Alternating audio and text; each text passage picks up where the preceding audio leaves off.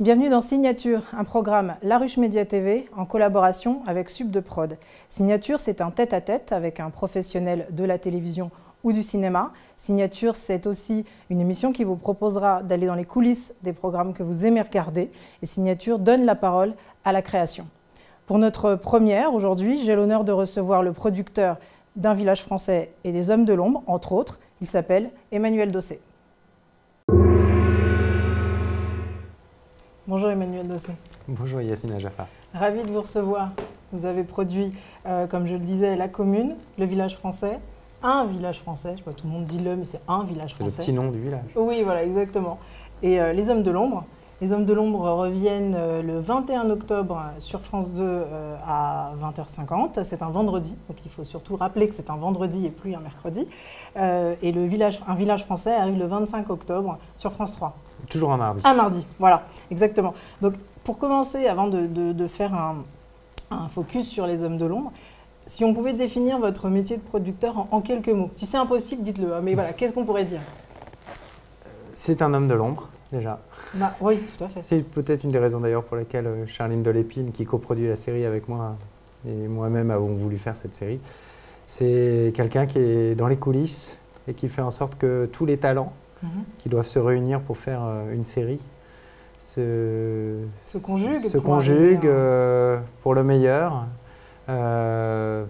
participent tous vers cet objet de création collective qui est la série, avec moi mon point de vue de producteur, qu'ils se réunissent tous autour du texte d'un auteur et du point de vue d'un auteur. Voilà une des fonctions, une des définitions. Après, il y a un côté un peu couteau suisse chez le producteur. Oui, voilà, ça fait un petit peu tout. Un peu tout. Voilà, on ne va pas dire tout n'importe quoi, on va dire juste tout.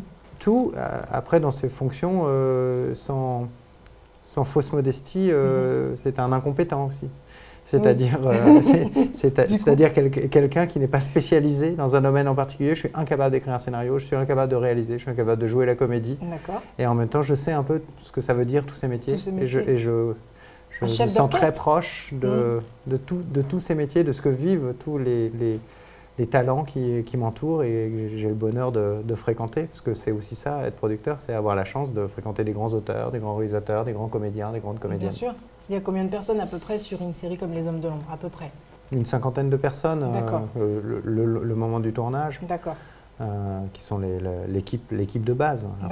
Après, il peut y avoir des figurants en plus qui font monter les présences sur le plateau. On compte au nombre de repas qu'on sert le midi. Oui, voilà. On peut servir jusqu'à 120, 130 repas le midi. Très bien. Donc, Les Hommes de l'ombre reviennent pour une troisième et dernière saison le 21 octobre. Alors, j'ai eu la chance de voir les 6 épisodes. Il y a quelque chose un petit peu qui rappelle un petit peu le sel de la saison 1 dans la saison 3. Quel changement vous avez pu opérer pour retrouver un petit peu cette énergie? Non pas que la saison 2 n'était pas du tout bien, j'ai tout aimé. Mais il y a quelque chose où on retrouve Simon Capita, qui est l'homme de l'ombre, un petit peu plus qu'en saison 2. Donc, est-ce que ça a été une volonté ou est-ce que... Oui, l'analyse de la saison 2. La saison 2 était une saison sur la gestion du pouvoir, donc il y avait quelque chose d'un peu plus quotidien. Alors un quotidien assez mouvementé, parce que le quotidien à l'Élysée, en tout cas, est riche, et en tout cas dans Les Hommes de l'ombre, dans la saison 2, il était très riche.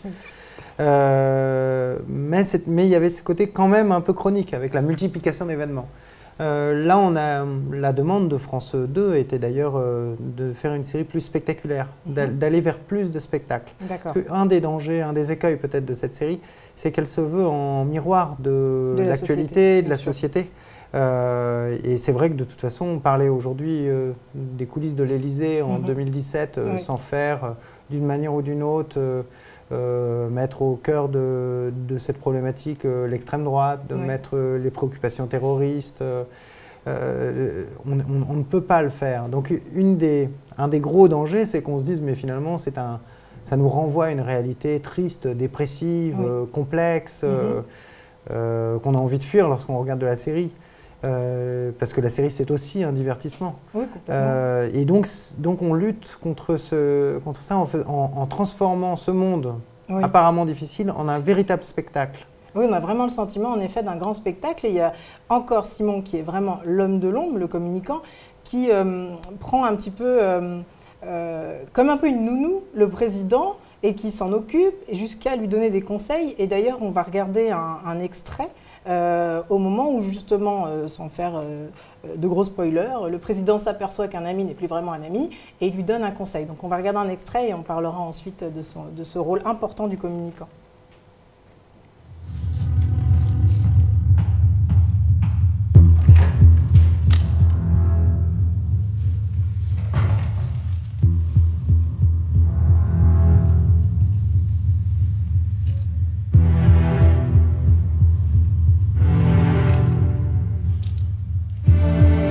Baisser la garde.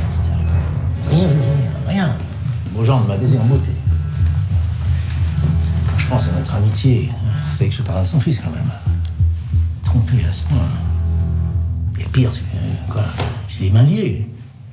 Je peux rien faire tant qu'on n'a pas au moins arrêté les assassins de mon rêve. Beaugendre est coincé lui aussi, et de la même façon. Si j'annonçais ma candidature avant qu'il nous prépare un coup de jarnac. Vous n'êtes pas en position de le faire. Il vous faut un vrai succès politique comme tremplin. Oh, c'est mal parti. Bah alors court-circuitez-le. Dès que les assassins sont arrêtés, vous faites une déclaration solennelle sur la pérennité de la République qui protège comme elle punit. Dans la même déclaration, vous démissionnez Beaugendre. Vous nommez un nouveau Premier ministre chargé d'insuffler le nouvel élan dont la France a besoin. Toute contestation de sa part apparaîtra comme irresponsable. Elle se retournerait contre lui. C'est peut-être vous que je devrais prendre comme Premier ministre.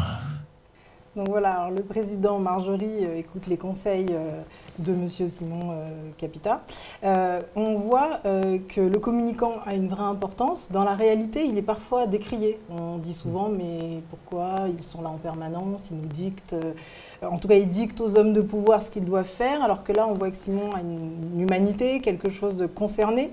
Est-ce que c'est pour justement donner un petit peu de douceur à cet univers un peu impitoyable, de faux amis et de petits arrangements un petit peu étranges?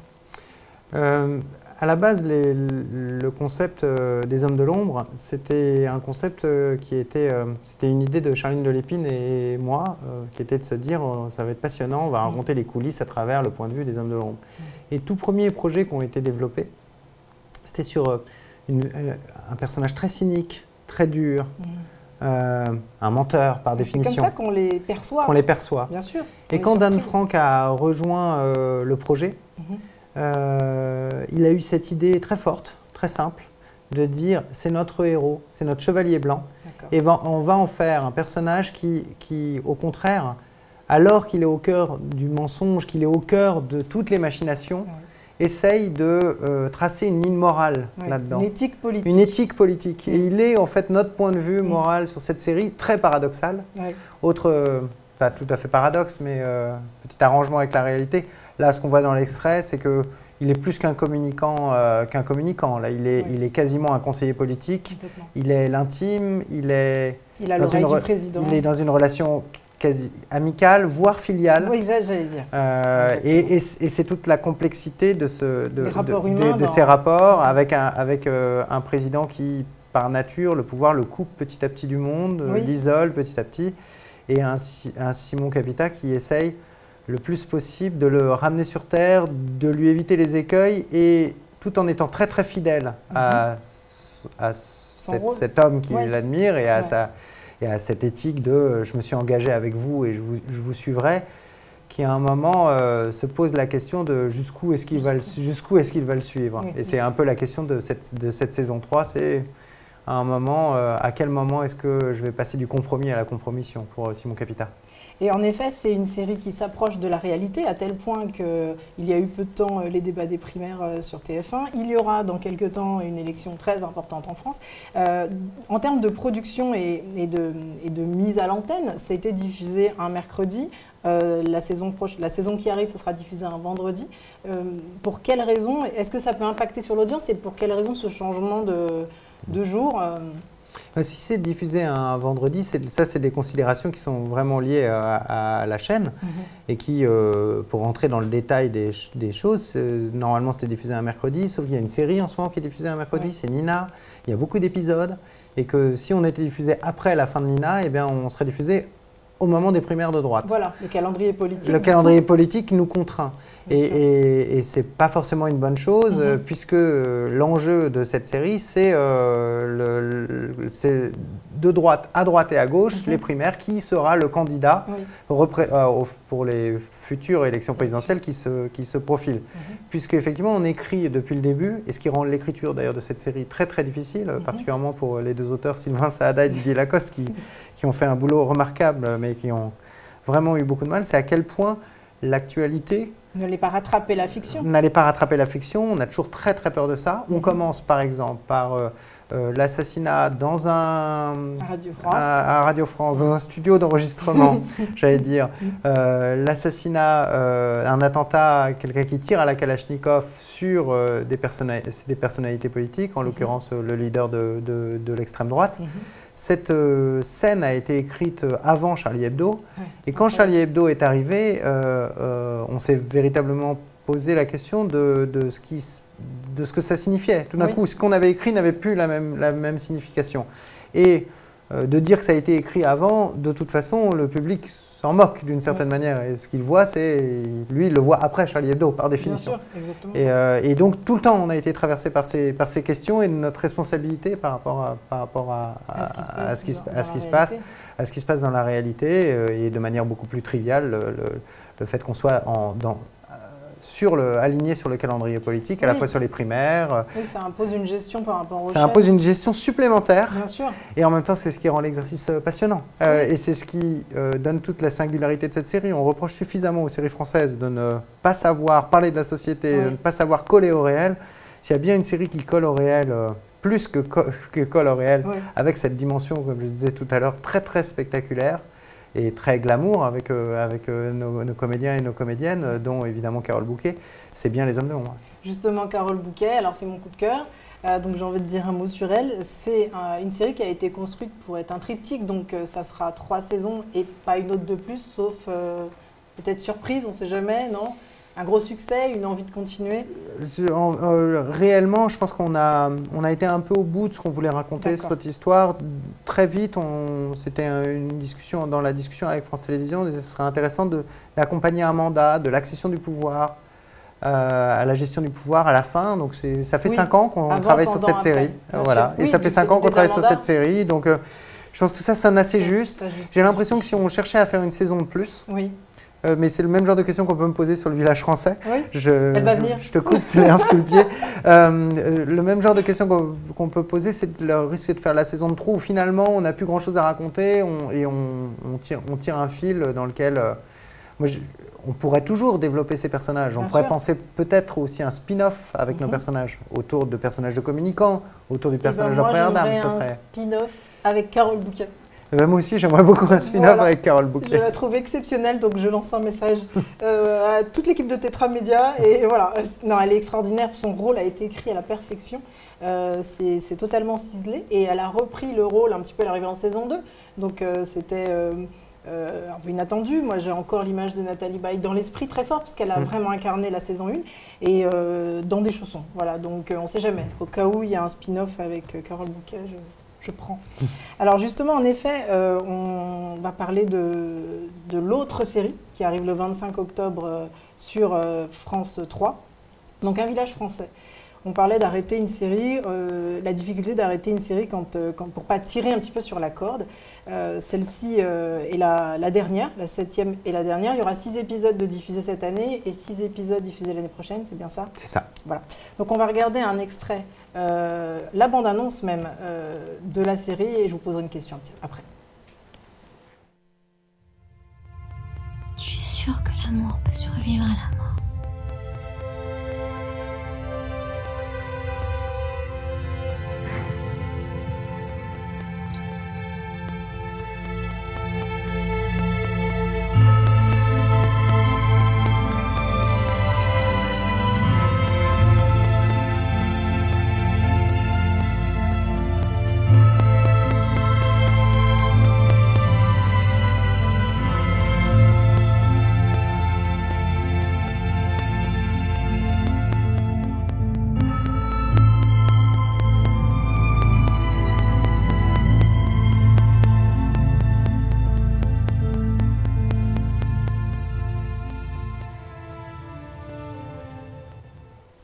Voilà, donc on est très attaché à ces personnages, on les aime beaucoup, on n'a pas du tout envie que ça s'arrête.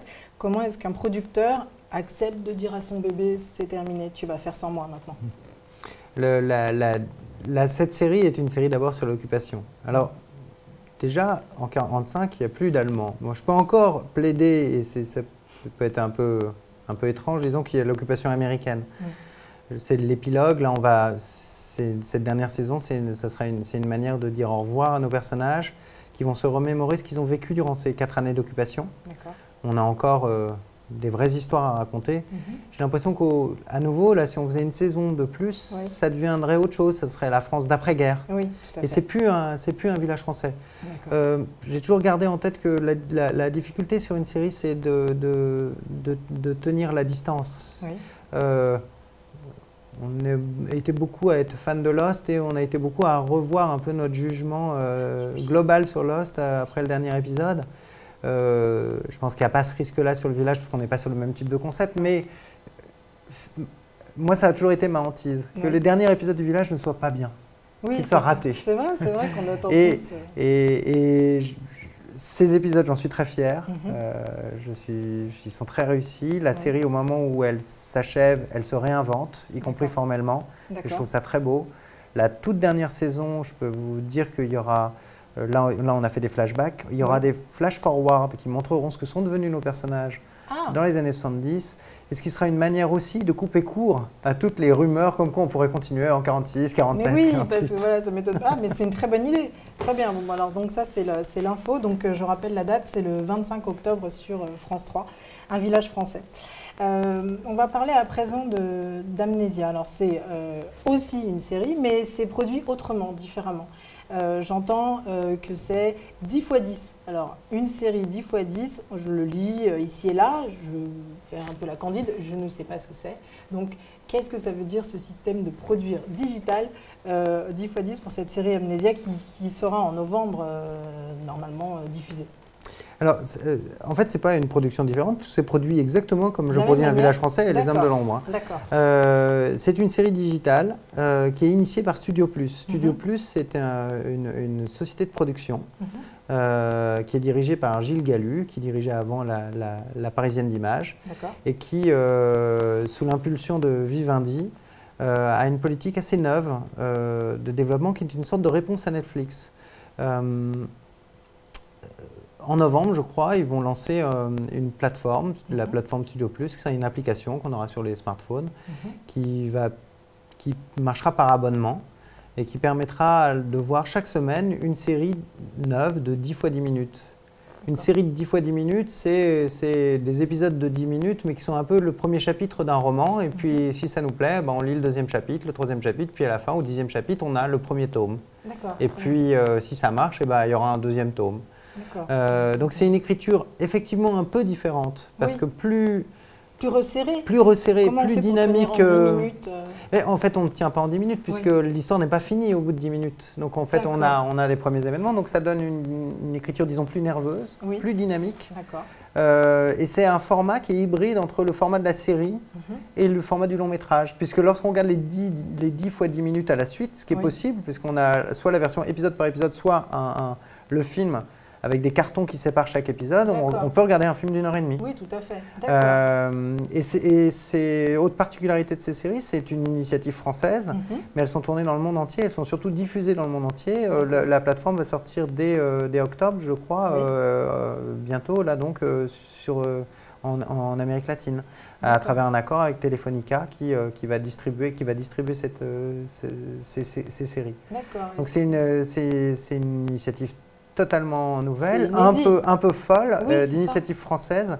Et je suis ravi de faire partie des premiers producteurs à tester ces voix qui sont aussi des voix on a à nouveau trop reproché à la création française et à la série française de manquer d'audace et pour ne pas se précipiter vers ce genre d'initiative. Puis la cible est plus, ça s'adresse à la jeunesse, le format étant un format créé pour le mobile, donc ça s'adresse à une clientèle différente que ceux que visent les producteurs pour les séries en général, donc ça ouvre plusieurs champs en fait. C'est une série qui se regarde effectivement d'abord sur des smartphones, mais qu'on peut balancer aussi sur sa télé, comme quand on regarde Netflix, on peut le regarder sur une tablette ou le regarder sur sa télévision.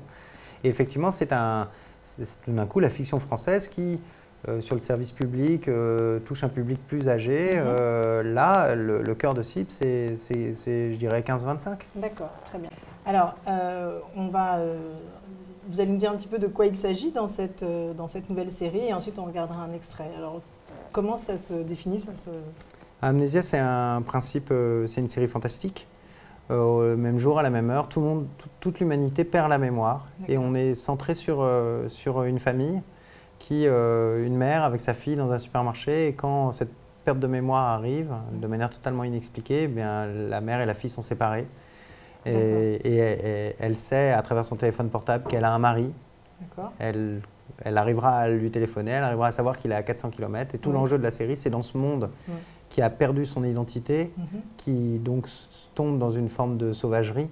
Comment est-ce que cette famille va réussir à se retrouver? D'accord, très bien. Oui, donc c'est haletant. J'espère. Oui, parce que l'écriture, du coup, est dynamique, comme vous le disiez, la thématique aussi. Donc, du coup, on est pressé d'être en novembre. Je n'ai pas encore la date, mais on le mettra sur le site de La Ruche Média. Donc, on va regarder un extrait, voilà, pour voir.